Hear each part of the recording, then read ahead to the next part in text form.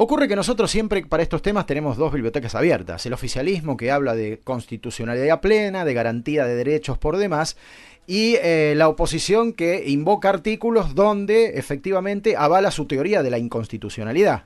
Sí, y Entonces, además aluden a que estamos en una situación de emergencia, por lo que hay que tener para todo un tratamiento diferente, al que discutiríamos en un momento de contexto convencional, ¿no? para que nos ayude, vamos a saludar al abogado constitucionalista Daniel Sapsay. Doctor Adrián Puente y Julieta Tarrés lo estamos saludando. ¿Cómo le va? Muy bien, gracias. ¿Cómo están ustedes? Bien, acá estamos tratando de sacar dudas constitucionales, doctor. ¿Nos podrá sacar ¿No? alguna? Espero. Mire, ¿Pudo leer el proyecto? ¿Pudo verlo? sí, ya lo vi, por supuesto. ¿Y qué opinión tiene? Muy negativa. Ajá. Mire, le explico por qué. Lo primero es importante tener en cuenta cuáles son los límites de la delegación legislativa que contempla la Constitución. Hay un artículo que es el básico, el 76, que incorporó la reforma del 94, que comienza estableciendo que la delegación de facultades legislativas en el Ejecutivo está prohibida. Y que el principio general es bien restrictivo. Luego dice, salvo en cuestiones determinadas de administración y de emergencia pública, dentro de un plazo determinado y en el marco de una ley que establezca las bases de la delegación. Además, el artículo 29, que es un artículo histórico, establece que ni el Congreso ni las legislaturas provinciales pueden delegar en el presidente o en los gobernadores, respectivamente, facultades extraordinarias o la suma del poder público, porque si lo hicieren, incurrirían en el delito de traición a la patria. Bueno, ese es el marco. ¿Qué pasa en la ley? La ley no tiene plazo. Primer grave dificultad. En segundo lugar, no establece la delegación de cuestiones determinadas, excepcionales, ni hay un marco de delegación claro que permita limitar el ejercicio de las mismas. Son facultades amplísimas.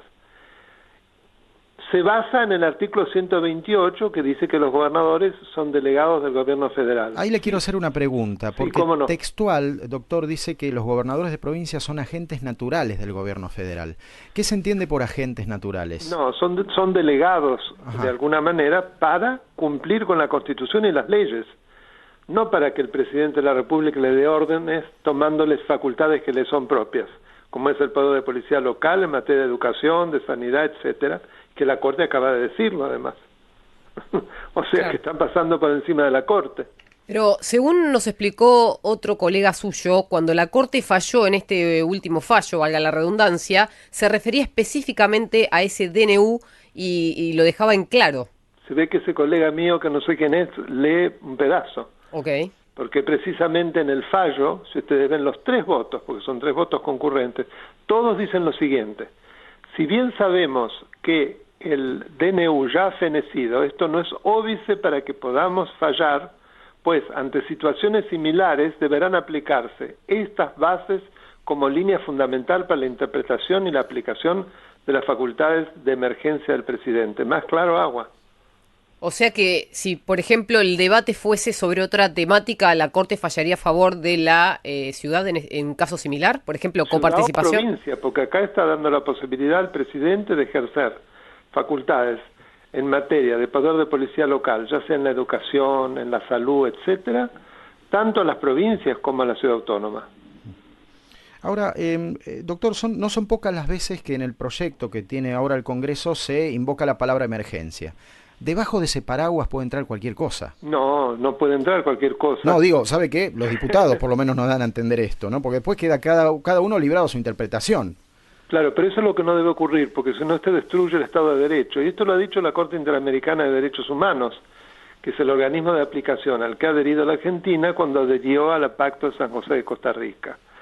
Cuando empezó la pandemia, hubo una muy interesante recomendación a todos los países firmantes del pacto, que ya tiene como título algo muy interesante, que es el manejo de la emergencia COVID desde la perspectiva de los derechos humanos para la protección del Estado de Derecho.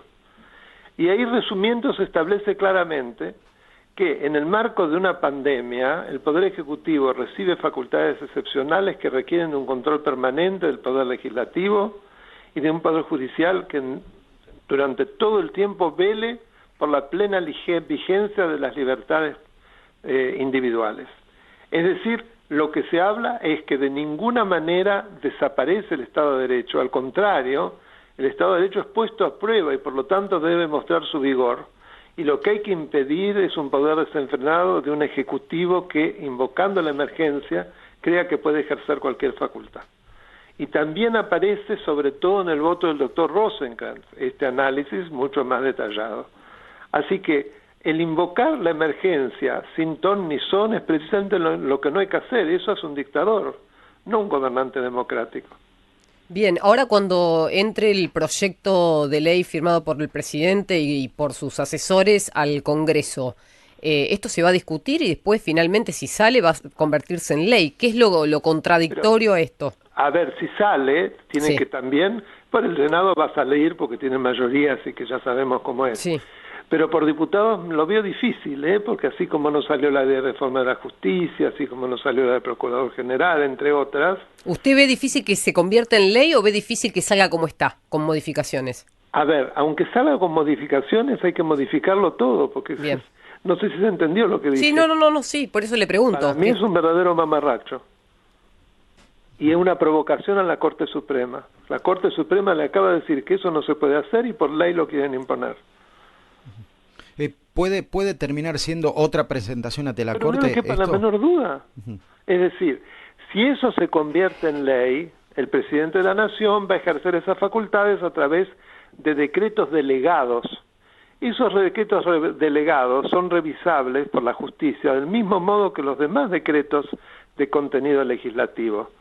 Por lo tanto, ante una judicialización, ante un avance inconstitucional del presidente sobre alguna de las autonomías, ya sea de las provincias o de la ciudad autónoma, eso se va a judicializar y ya además la Corte estableció claramente que es competencia originaria, es decir, que van a ir directamente ante la Corte y la Corte ya tiene establecido el precedente.